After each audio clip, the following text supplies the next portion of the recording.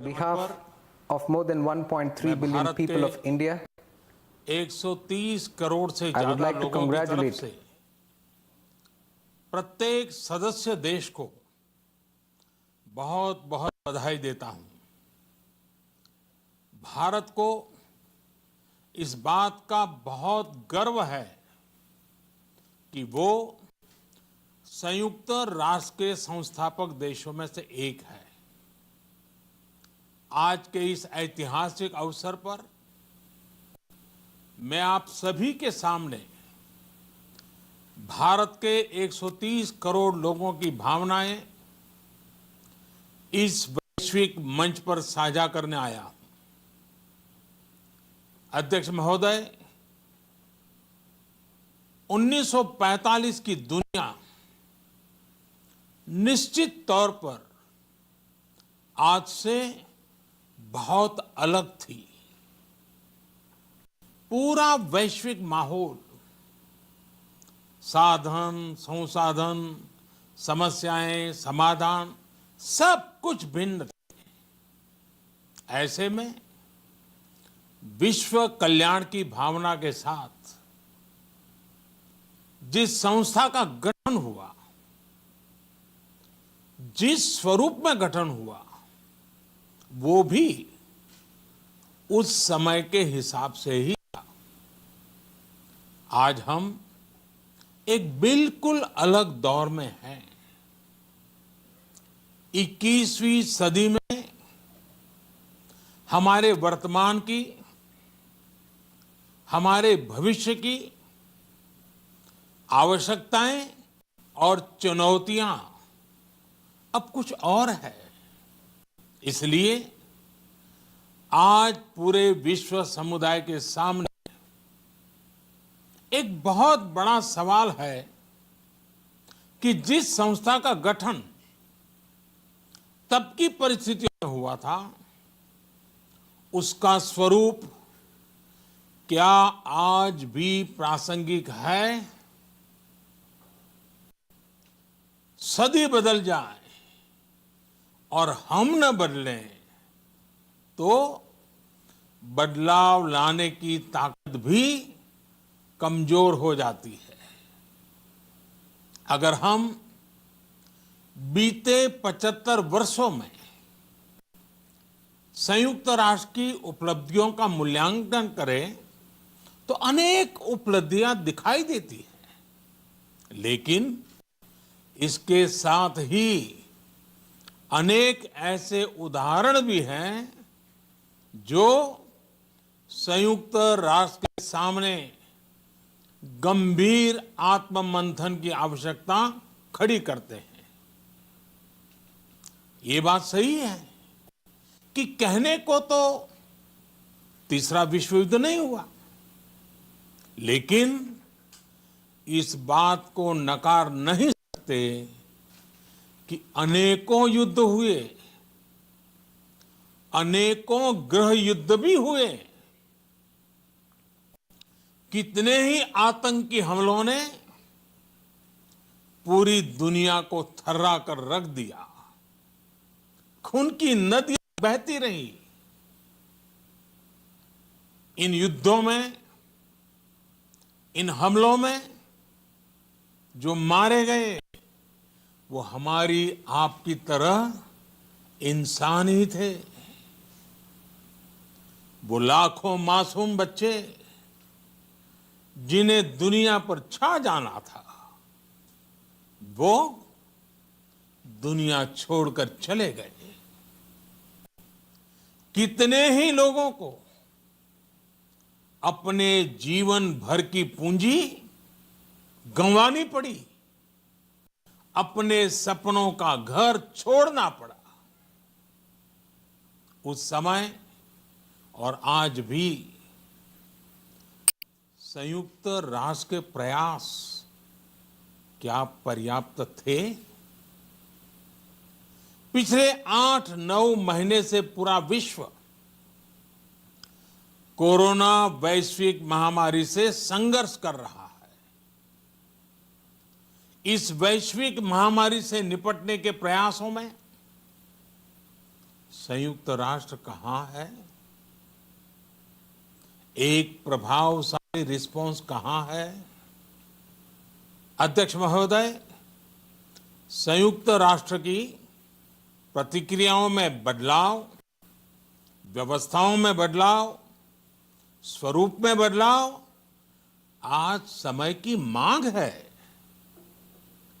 संयुक्त राष्ट्र का भारत में जो सम्मान है, भारत के 130 करोड़ से ज्यादा लोगों का इस वैश्विक संस्था पर जो अटूट विश्वास है, वो आपको बहुत कम देशों में मिलेगा। लेकिन ये भी उतनी ही बड़ी सच्चाई है कि भारत के लोग संयुक्त राष्ट्र के रिफॉर्म को लेकर जो प्रोसेस चल रहा है, उसके पूरा होने का बहुत लंबे समय से इंतजार कर रहे हैं। आज भारत के लोग चिंतित हैं कि क्या ये प्रोसेस कभी एक लॉजिकल एंड तक पहुंच पाएगा? आखिर कब तक भारत को संयुक्त राष्ट्र के डिसीजन मेकिंग स्ट्रक्चर से अलग रखा जाएगा? एक ऐसा देश जो दुनिया का सबसे बड़ा लोकतंत्र है, एक ऐसा देश जहां विश्व की 18% से ज्यादा जनसंख्या रहती है, एक ऐसा देश जहां सैकड़ों भाषाएं हैं, सैकड़ों बोलियां हैं, अनेकों पंथ हैं, अनेकों विचारधारा हैं, जिस देश ने सैकड़ों वर्षों तक वैश्विक अर्थव्यवस्था का नेतृत्व करने और सैकड़ों वर्षों की गुलामी दोनों को जिया है।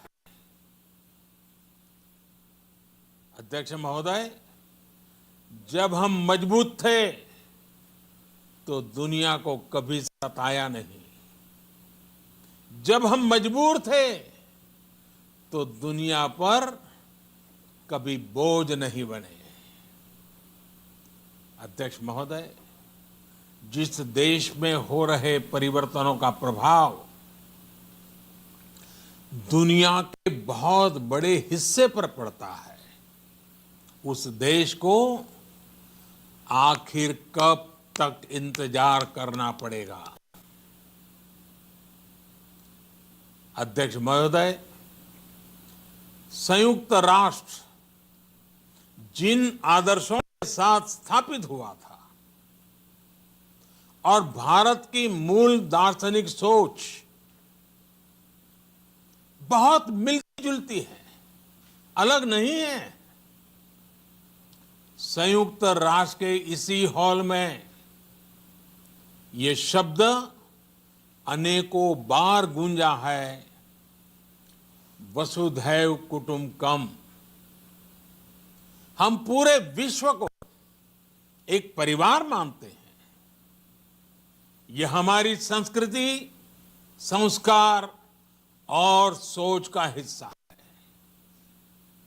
संयुक्त राष्ट्र में भी भारत ने हमेशा विश्व कल्याण को ही प्राथमिकता दी है।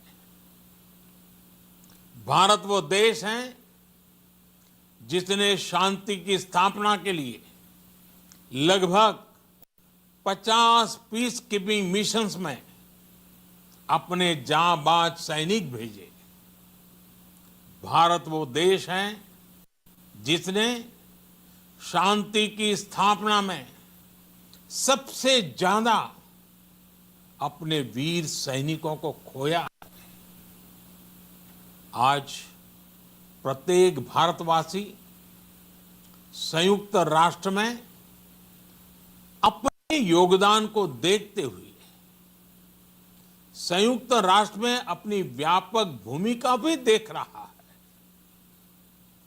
अध्यक्ष महोदय, 2 अक्टूबर को international day of non violence और 21 जून को इंटरनेशनल डे ऑफ योगा, इनकी पहल भारत ने ही की थी। Coalition for disaster resilience infrastructure और इंटरनेशनल सोलर अलायंस, ये भारत के ही प्रयास है।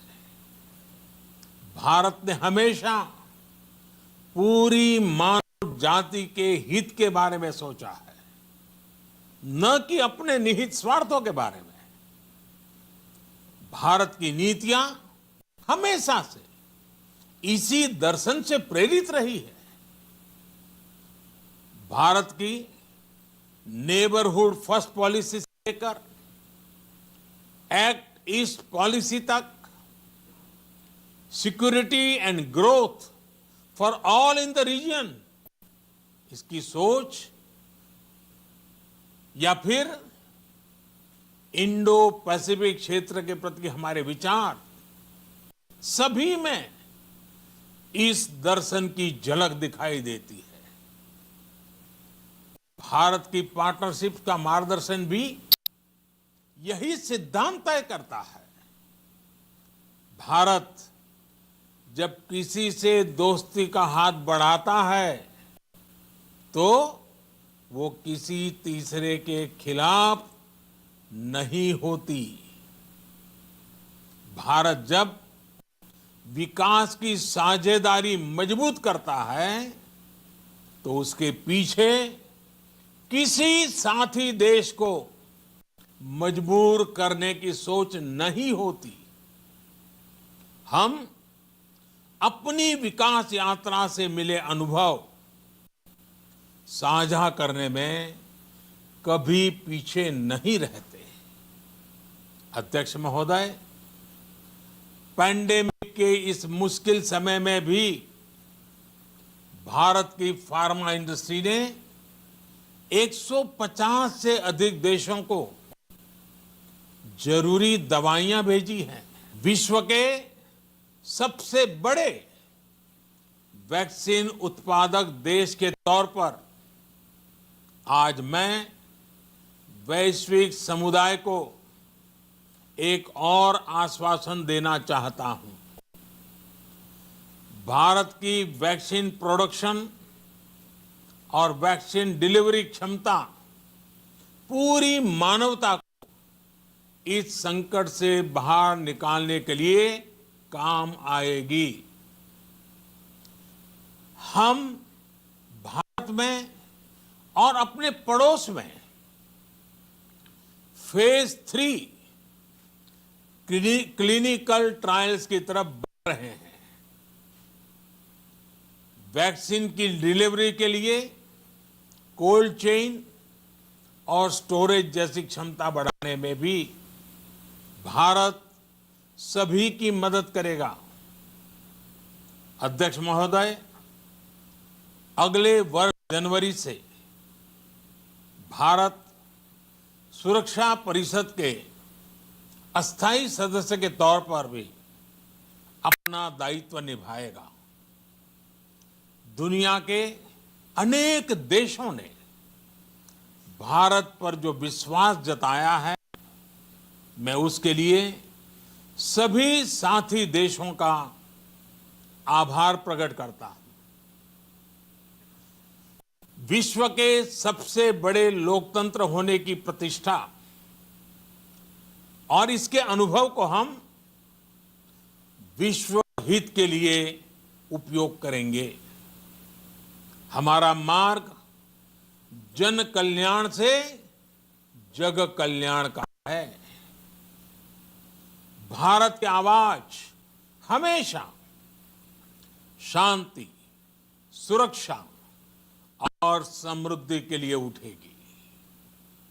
भारत की आवाज मानवता, मानव जाति और मानवीय मूल्यों के दुश्मन आतंकवाद, अवैध हथियारों की तस्करी, ड्रग्स, मनी लॉन्ड्रिंग के खिलाफ उठेगी। भारत की सांस्कृतिक धरोहर, संस्कार, हजारों वर्षों के अनुभव हमेशा विकासशील देशों को ताकत देंगे। भारत के अनुभव, भारत की उतार चढ़ाव से भरी विकास यात्रा विश्व कल्याण के मार्ग को मजबूत करेगी। अध्यक्ष महोदय, बीते कुछ वर्षों में रिफॉर्म, परफॉर्म, ट्रांसफॉर्म इस मंत्र के साथ भारत ने करोड़ों भारतीयों के जीवन में बड़े बदलाव लाने का काम किया है। यह अनुभव विश्व के बहुत से देशों के लिए उतने ही उपयोगी हैं जितने हमारे लिए।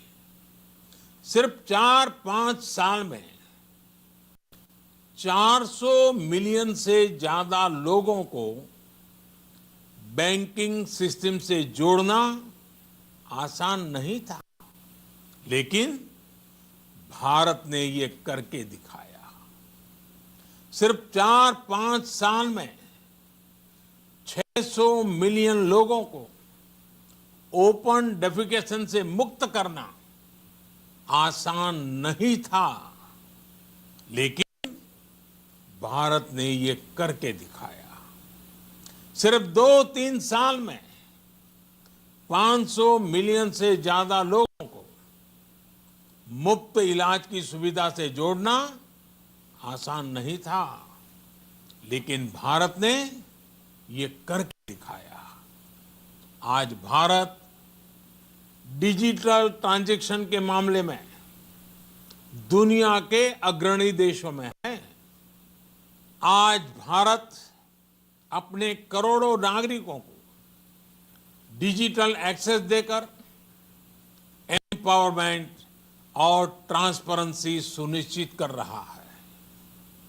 आज भारत वर्ष 2025 तक अपने प्रत्येक नागरिक को टीबी से मुक्त करने के लिए बहुत बड़ा अभियान चला रहा है। आज भारत अपने गांवों के 150 मिलियन घरों में पाइप से पीने का पानी पहुंचाने का अभियान चला रहा है।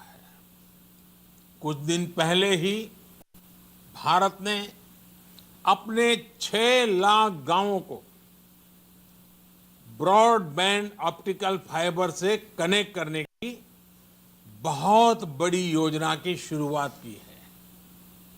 अध्यक्ष महोदय, पैंडेमिक के बाद बनी परिस्थितियों के बाद हम आत्मनिर्भर भारत के विजन को लेकर आगे बढ़ रहे हैं। आत्मनिर्भर भारत अभियान ग्लोबल इकोनॉमी के लिए भी एक फोर्स मल्टीप्लायर होगा। भारत में आज ये सुनिश्चित किया जा रहा है कि सभी योजनाओं का लाभ बिना किसी भेदभाव प्रत्येक नागरिक तक पहुंचे। विमेन एंटरप्राइज और लीडरशिप को प्रमोट करने के लिए भारत में बड़े स्तर पर प्रयास चल रहे हैं। आज दुनिया की सबसे बड़ी माइक्रो फाइनेंसिंग स्कीम्स का सबसे ज्यादा लाभ भारत की महिलाएं ही उठा रही हैं। भारत दुनिया के उन देशों में से एक है जहां महिलाओं को 26 वीक्स की पेड मैटरनिटी लीव दी जा रही है। भारत में ट्रांसजेंडर्स के अधिकारों को सुरक्षा देने के लिए भी कानूनी सुधार दिए गए हैं। अध्यक्ष महोदय, भारत विश्व से सीखते हुए, विश्व को अपने अनुभव बांटते हुए आगे बढ़ना चाहता है। मुझे विश्वास है कि अपने 75वें वर्ष में संयुक्त राष्ट्र और सदस्य सभी देश इस महान संस्था की प्रासंगिकता बनाए रखने के लिए और प्रतिबद्ध होकर काम करेंगे। संयुक्त राष्ट्र में संतुलन और संयुक्त राष्ट्र का सशक्तिकरण विश्व कल्याण के लिए उतना ही अनिवार्य है। आइए संयुक्त राष्ट्र के 75वें वर्ष पर हम सब मिलकर अपने आप को विश्व कल्याण के लिए एक बार फिर समर्पित करने का प्रण लें। धन्यवाद।